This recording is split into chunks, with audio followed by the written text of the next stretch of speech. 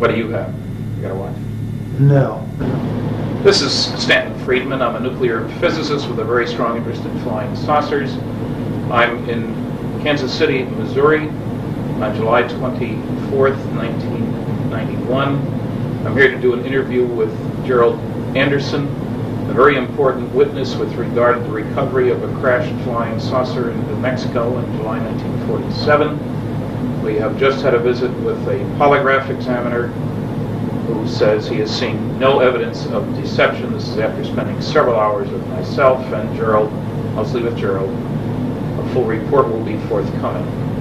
So with that, we will talk to Gerald Anderson. Okay.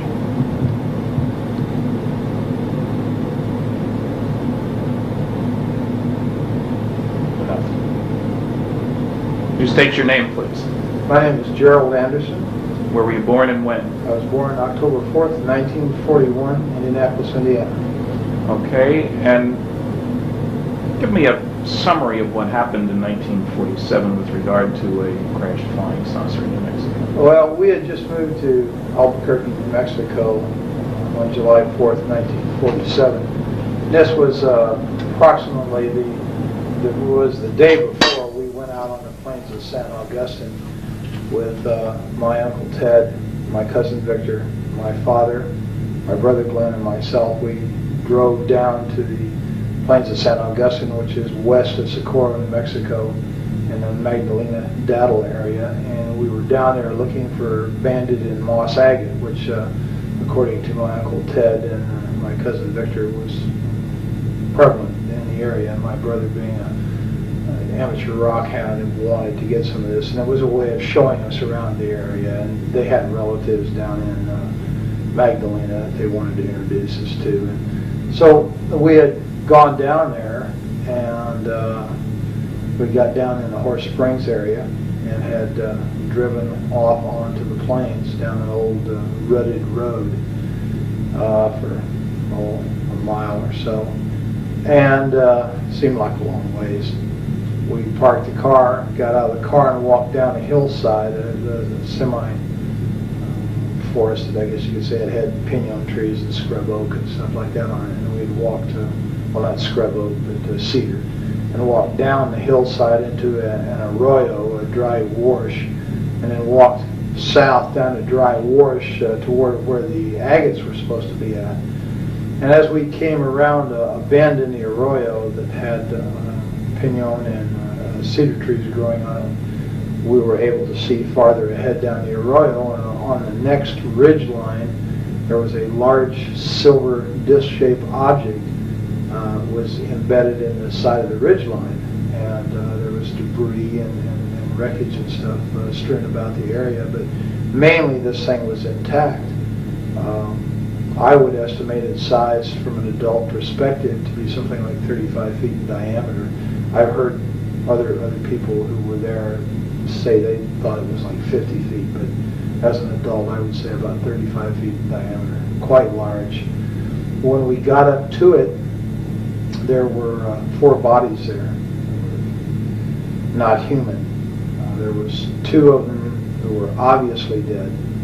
One of them was obviously very badly injured, and one of them that apparently suffered no ill effects, or didn't appear to be injured, and was ambulatory, was mobile. I was just sitting there next to the one that was still alive that appeared to be dead. Were they right next to the vehicle? Right next to it, right under the edge of it. And this craft had apparently come in from the east, bounced off one ridge line, went plowing through this arroyo area, and then crashed into the ridge line and embedded itself. And they were sitting back under the edge. It was kind of tilted up like this, and they were sitting back under the edge here. And I'm assuming that this one creature that was all right had laid this material on the ground, but it looked like unrolled tinfoil that these other 3 creatures were laying on, like it was trying to, like you do a person in shock, you know, put them on a blanket kind of a thing. And apparently it had some boxes there around it, and had apparently been trying to give first aid or help these other creatures when we first got there. And as we approached the creature, drew back like this, like it was in fear of us, like we were going to hurt it. And it wasn't very long, you know, and trying to communicate with it, the adults were. And it seemed to calm down and just sat there and kind of looked back and forth, watching them, apparently trying to figure out what was going on. Like, what did it look like a little bit more? These creatures, all of them were about 4 foot tall, 4.5 feet tall. They had very large heads that were shaped larger on the top, and they kind of tapered down. Not to a real sharp point, but just tapered down where they were thin. And they had very large,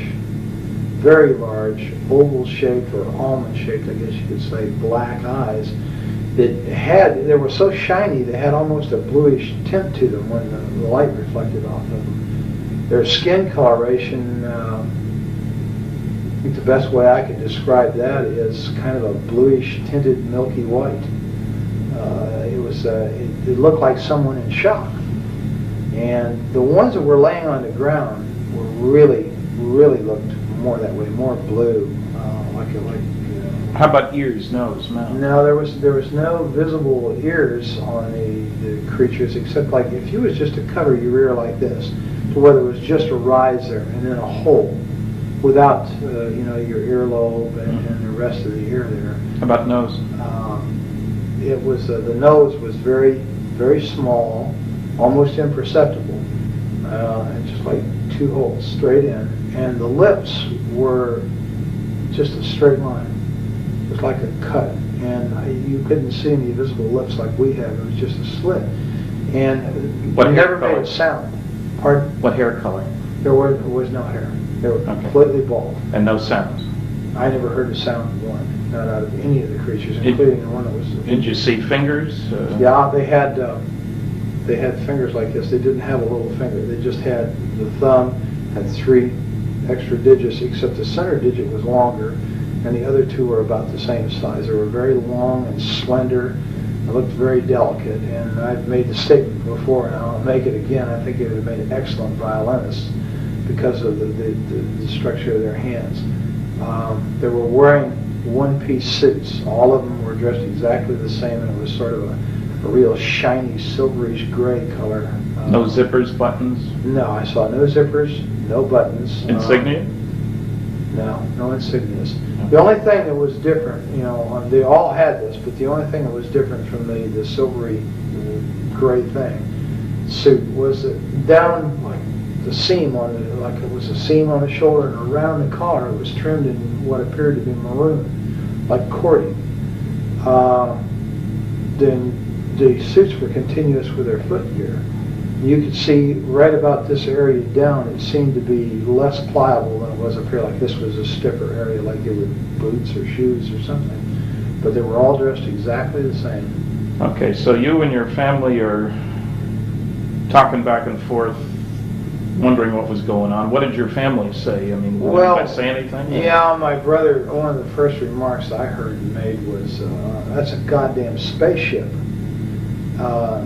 There was bodies up there, and I was told not to go up there, which I did. And how old was your brother at the time? He was in his early 20s, I think 20, 21, something like that. He was a lot older than you were. Oh yes, considerably. When we got out there, I kind of meandered off to one side. This thing was cocked up, and I was standing here. The bodies were here, and everybody else was kind of down here, except my cousin Victor was over here playing and looking in this gaping hole on the side of this disc, and it's shaped just like a discus, except for a round dome was up on top, and there was this big gaping gash in here where you could see inside, and it looked like a double hall. How big length? The gash? Dome? The gash. Well, it covered the greater majority from the center of the craft out. It was just like a gaping hole in there. And I'm thinking, it's like about 30 feet, 35 feet in diameter, so we're talking about 17 feet maybe. Uh-huh. And most of that one side was ripped open like that. And you could see inside, and you could see another double hull like in there, and there was these rows of components that was on there, and there was lights that flashed on off. Some of them were steady, some were flashing. There was a lot of debris and stuff hanging out of the hole. There was evidence that there had apparently been fire. It looked like it had been burnt along the edge there. The gash. Now, this wasn't a gash that could have been caused by the thing coming into the ground. It wasn't at the leading edge of the vehicle.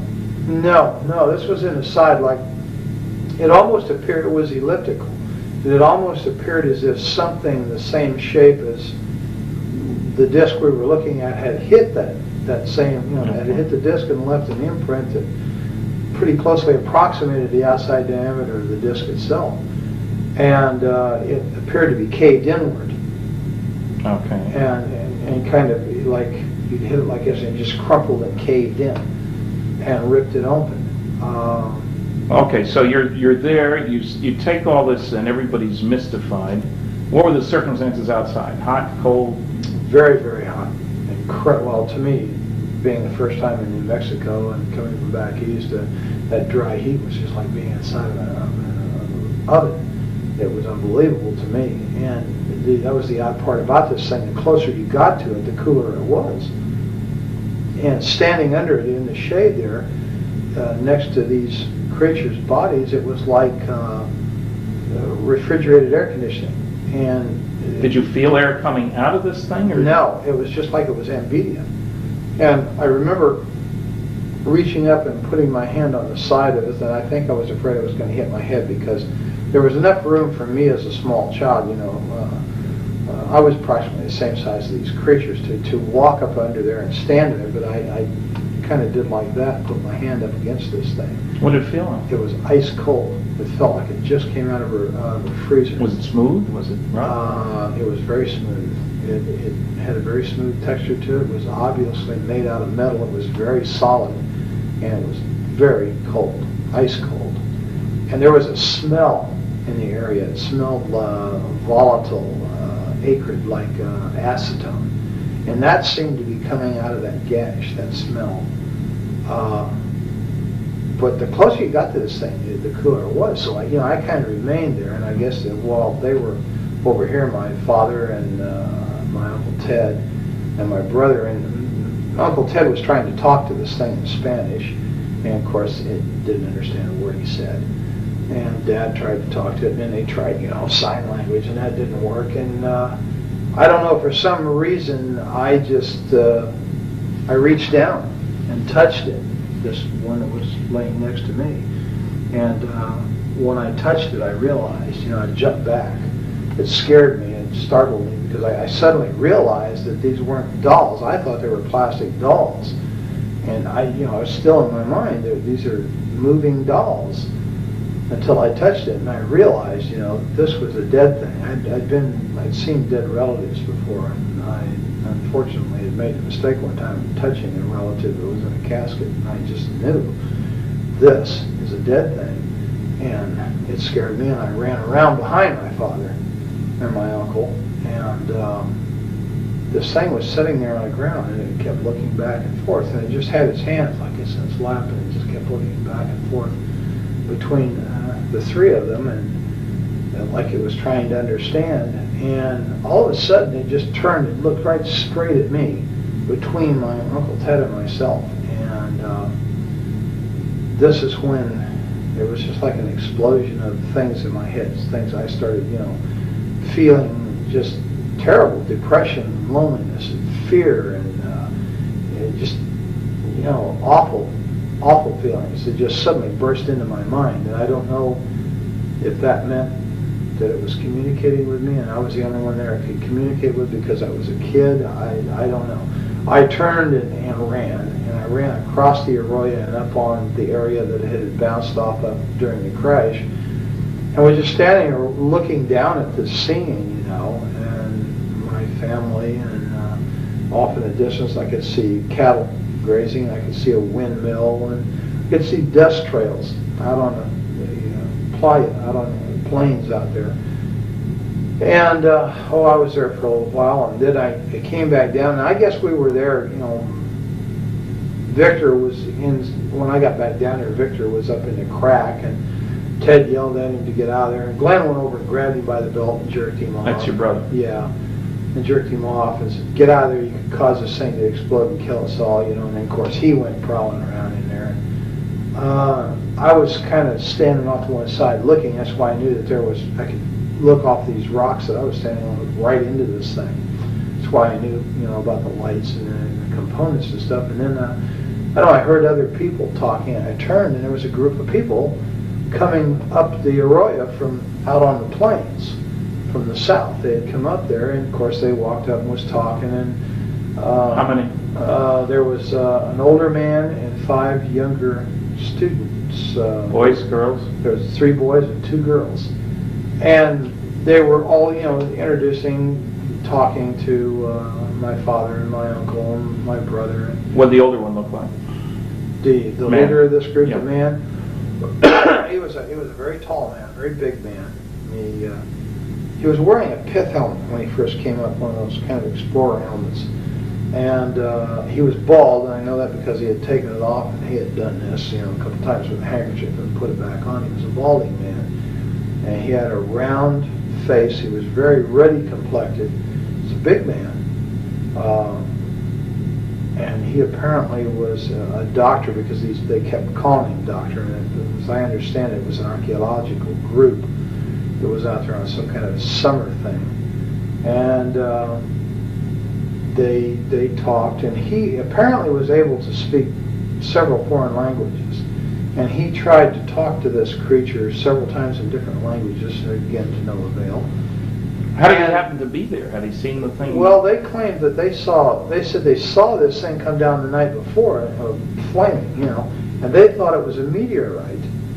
And they had talked about, well, in the morning, we'll go over there and see this, where this meteor came down, because that's what they thought it was. And when the sun came up the next morning, and they got about their business and got up, and somebody looked over and said, they saw all the shiny metal and stuff across the plains there, and they realized it wasn't a meteorite, it may have been an airplane, and that crashed. So they all decided to go over there and see if there was anybody who was alive, that was hurt, that needed help. They had driven over? No, they walked over, apparently, the way I understand it. And it's quite a ways across that plain, so it had to take a very long time to do this. Or they may have had a vehicle, I don't know. That's an assumption, I think, on my part. They walked. Okay, so they're around with But the they family. came across the plains nonetheless. I'm not sure if they drove or not. I didn't hear any cars. And then somebody else showed up.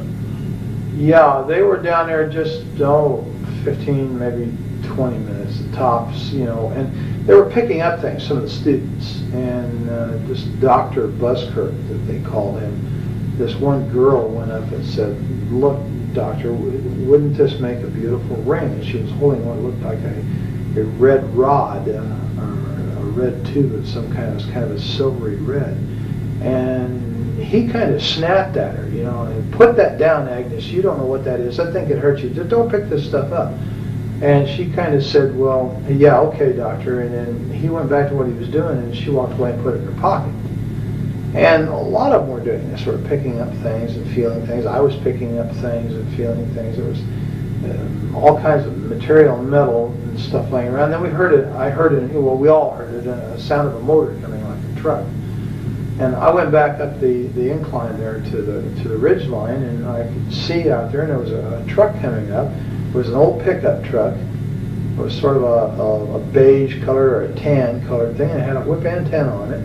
And it stopped, and this guy got out, and he's wearing brown clothes, he's got boots on, and he's wearing a straw hat, just like the kind Harry Truman always wore. And he had wire-rimmed glasses. He was a big man, and he looked exactly like Harry Truman to me. And I'd seen in the movie-tone news that he was president then. Yeah, I was well aware who Harry Truman was, so everybody was. He was kind of a hero, And this guy looked like him, except bigger, and I don't think he didn't look as old either.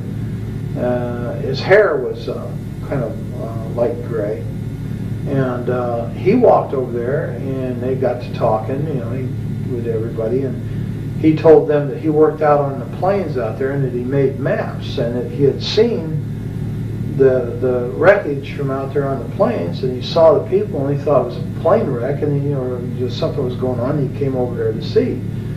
And he hadn't been there but just a very, very few minutes when we heard all kinds of motors and engines straining and stuff.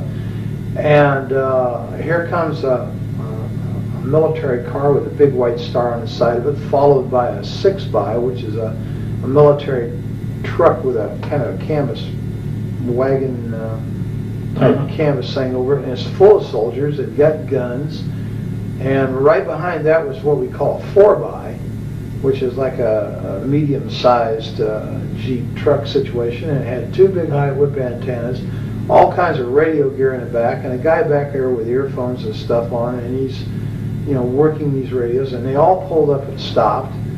And which direction had they come from? They came from the north, from the Horse Springs area, right?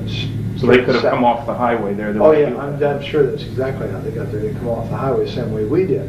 Well, in the meantime, when it stopped, this black soldier, the sergeant, and the reason I know he was a sergeant, my brother told me he was, and he got out of this car.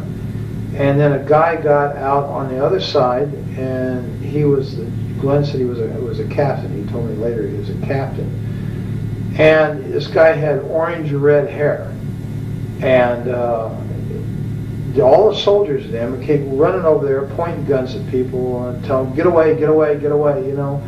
And when this creature saw these people, the military, he went nuts. He went into an absolute panic, worse than what he did when he saw us. Did he move around, or just his eyes? He just okay. Crazy, and it was like he was looking fearful. like he was looking for a place to run and hide. But he never got up. Never got up. He never left the one injured one next to him. And this red-headed officer, this guy was a real butthole.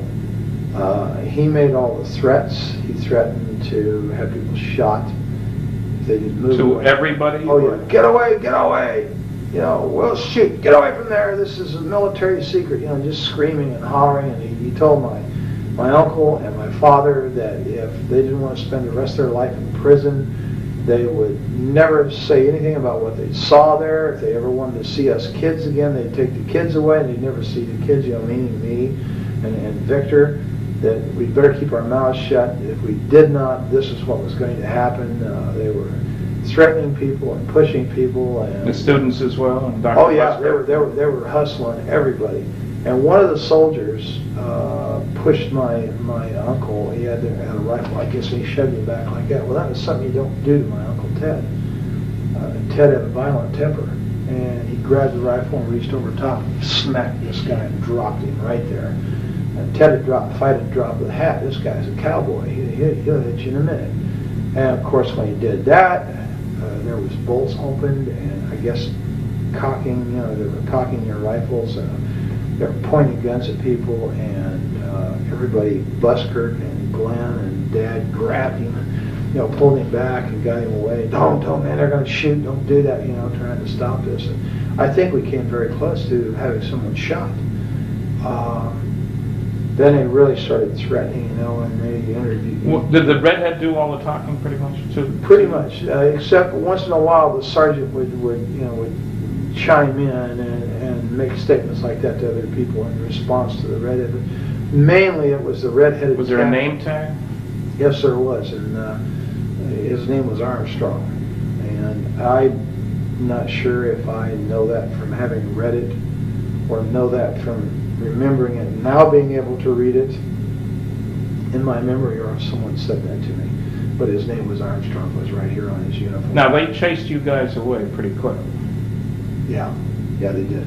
And they herded us up like cattle, and they moved us up the Arroyo back in the direction we'd come from, over the protest of this Dr. Buskirk, who said, no, we've got to go the other way. We came from over, I don't care where you came from, get your ass up the Arroyo. And they ran us up the Arroyo. And so you get to your car then? Right. Now they take us up the Arroyo, and just below the hill that we came down, they broke us off and moved us up the hill. Now this whole time, no one has ever frisked us down. No one has ever checked our pockets to see if we picked up any of this material. And this girl, Agnes, still has that stuff in her pocket, and some of the other students had stuff. To my knowledge, up to that point, they had not been searched. Whether they did so afterward, I don't know. They never searched us, ever. They run us back up the hill, and when we got to where the car was parked, where Dad had parked the car up there, there's a Jeep with a guy sitting in the back, and there's a mounted machine gun in the back of this Jeep, and all these soldiers. The Jeep pulls out, we're told to get in the car, we follow the Jeep, and the soldiers go with us, all the way back out to the highway. And when we get back out to the highway, they set us right there. They wouldn't let us out of the car, they wouldn't let us move forward. I don't know whether they were making a decision or what. When we got out to the highway, this place was absolutely full of military personnel, military equipment. There was airplanes sitting out there that they had landed on the highway. Did you see any airplanes when you were back at the site? Yeah, there was airplanes in the sky, but nobody thought much about it. You know, I didn't think anything about it. I was used to airplanes being in the sky, having been raised in Indianapolis, Indiana, the home of the Nordum bomb site. You know, the sky was always full of military aircraft. I never thought nothing about it. And when we get back onto the highway, there's observation aircraft, high-winged aircraft, and there's one, what I know now to be a C-47 sitting there, and how we didn't hear that land's beyond me. And how he landed, well, of course, I guess you could land if you're a good pilot out there, because there was no telephone poles or anything. And it was, they had tore the fence down on the north side of that highway, and all this equipment was setting back up there, and that plane was up there, and they were taking stuff out of the plane. There was military ambulances, and there was trucks with wreckers, cranes on them, and there was tankers, like maybe had fuel or water in them. There was just, everywhere you looked, there was military. And a major recovery operation. Yeah, it looked like an invasion force.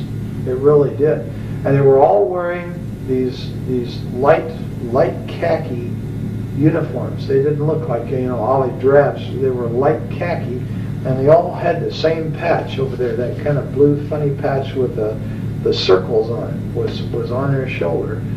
And Did you have any clue as to where they came from? Did your brother or your uncle? No, I don't know where they came from. I don't think anybody ever ascertained that.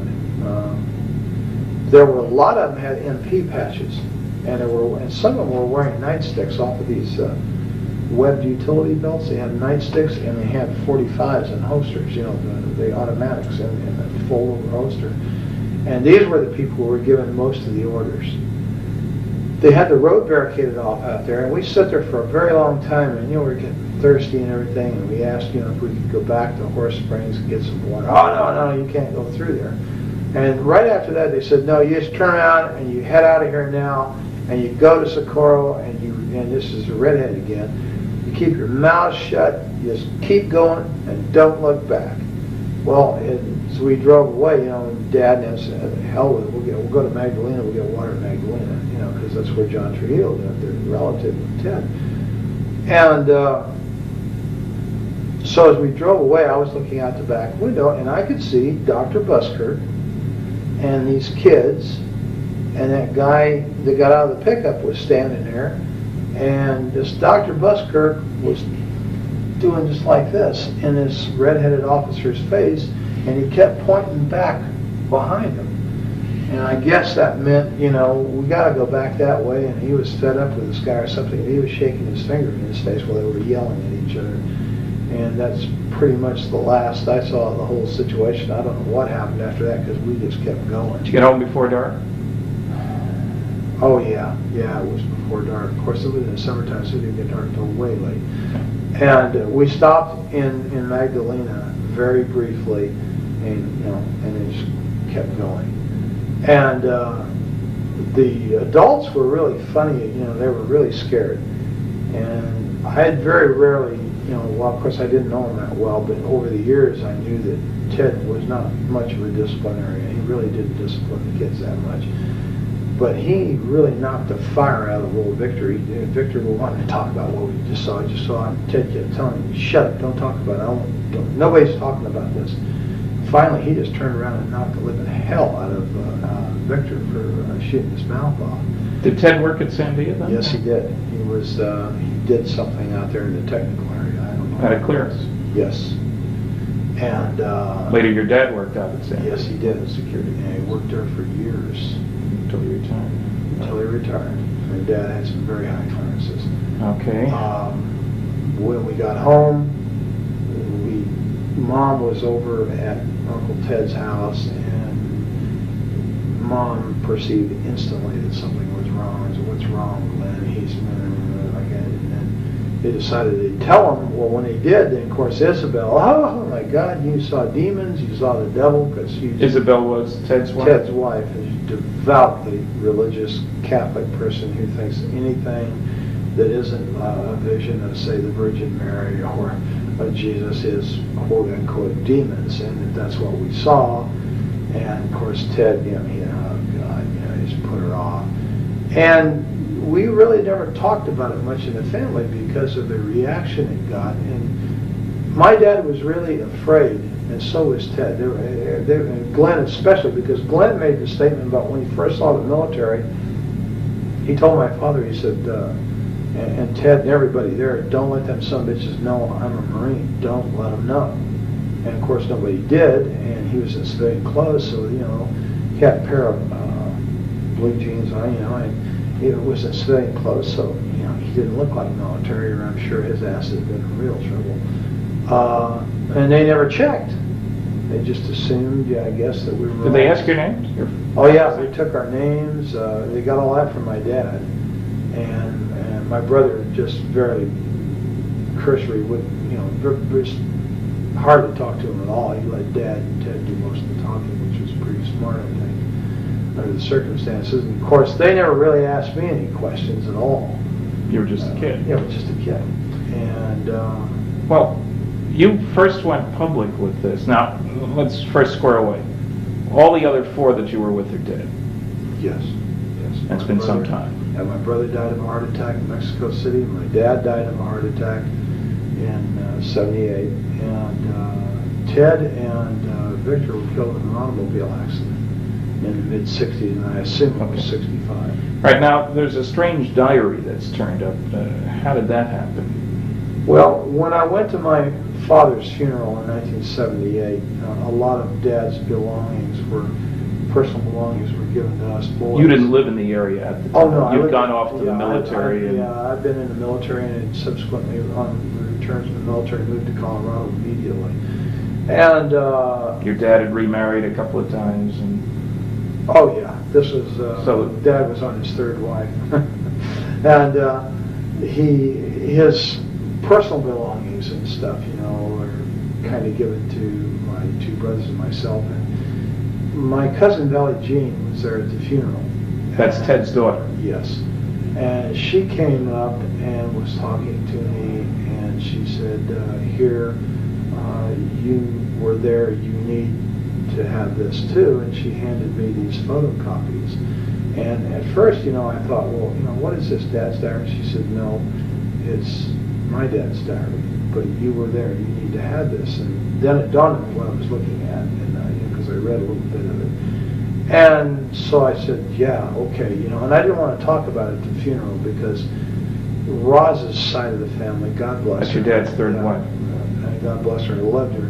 But they were very religious, and they would have viewed this exactly the same way as Isabel had, as evil.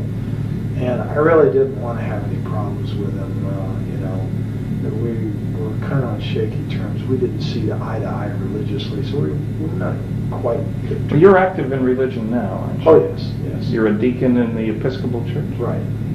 Okay, that means you actively participate in service. Lay Eucharistic ministry. Okay. So I actively participate. I serve on the altar. What do you do for a living now? I'm a security officer in the state of Missouri. And you've been doing police sort of work for several years now? Oh yes, about 9 years all told. And you also are going to college to be a nurse, and you've already got a couple of associate degrees from community colleges. Right, yes. One associate of science and one associate of general studies, and I'm working toward my bachelor's of nursing. In roughly 2 years, I will have my Bachelor of Nursing. I'll be a licensed. Now, to be a security officer, you have to be licensed by the state of Missouri, do you? Yes, you have to be a certified law enforcement officer, which means that you have to have gone to the state academy, the Department of Public Safety. So that's not just a pickup thing. Oh no, you have to it's a attend the professional. academy. Yes, it's definite. Okay.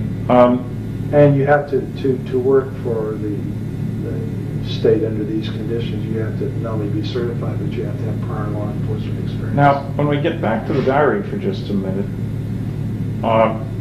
when you were hypnotized by John Carpenter, a psychiatric social worker, and he was asking you questions about the diary, apparently you'd been told that there were a number of copies of that around? Yeah. Something buried out maybe there too? Yeah, as I understood. Well, in fact, in conversations with Valley Jean after the fact, after I got involved in this thing through the Unsolved Mysteries thing, I was told that that wasn't the only diary. That what I had was a copy. Well, it was a photocopy. Okay. And that there were a lot of these copies around, and apparently Uncle Ted or someone had put these out through different people in the family and friends and stuff for reasons, I don't know, to keep them from getting lost or something like that. Okay, now when I asked you for the original, you contacted who? Well, yeah, Valley Jean. That was Valley Jean, okay. Right. She was in a convent. Right. And she was reluctant to do anything. You had to call a number of times, as I recall. That's correct. And you talked to the bishop? Somebody talked to him? Yeah, I talked to a bishop. And he convinced her to send the stuff to me? Yes, apparently. Okay, because I got it directly from Colorado with a cover letter that strongly indicated that she didn't want any more to do with this. That was part of the agreement. But that she considered this the work of the devil, or words to that effect anyway. Yeah, I think she's of the same opinion that her mother was. Okay, That it so was the work of the devil. And you see, all I ever had of this was the photographic copies that I had showed you originally. And as I understand it, you received the original. I received the copies, original from which those had been made. They were partly burnt. She mentioned she had intended to burn them, but because of your persistence and with the agreement that I never contacted her, she would send them to me. And as you know, when I had forensic analysis done, it showed that the ink dated from the early 70s. The paper could have been available in 47. So it was clearly not an original. But it was also done before there was any publicity about this case. Anyway, because I know I was the first one to get involved. Exactly. Now, as you know, we have discovered, not I, but you had identi-sketches done by a police artist of the various people involved in this. Right. And as you know, there is a picture, several pictures that seem to indicate that Dr. Buskirk was Dr. Winfred Buskirk, who had received his PhD at the University of New Mexico. And you had described him as in his late 30s, early 40s. It turns out he was 39 in 1947. He was bald and been bald most of his life, even up to then. Was there other contact between you and he at that time, as far as you knew? Your family and him, or?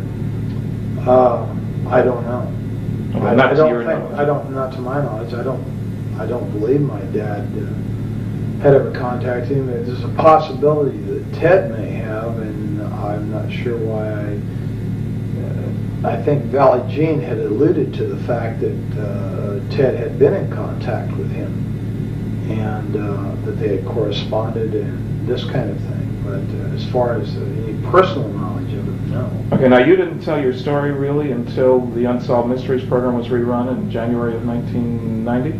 That's right. That's when you contacted them, got my address, wrote me, wrote Kevin Randall, and was we're a little upset that the program wasn't quite accurate. Well, yeah, that was the whole thing. It started off as a fluke to begin with, because everything that I saw didn't jive with what I had seen personally. Yeah. And I guess I was kind of miffed, here all these years.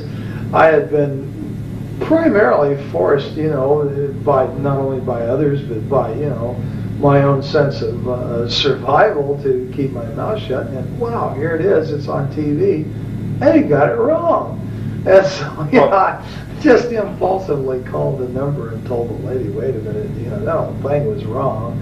Well, how do you know that, sir? And I said, well, because I was there, that's why. And boy, that apparently pulled somebody's string.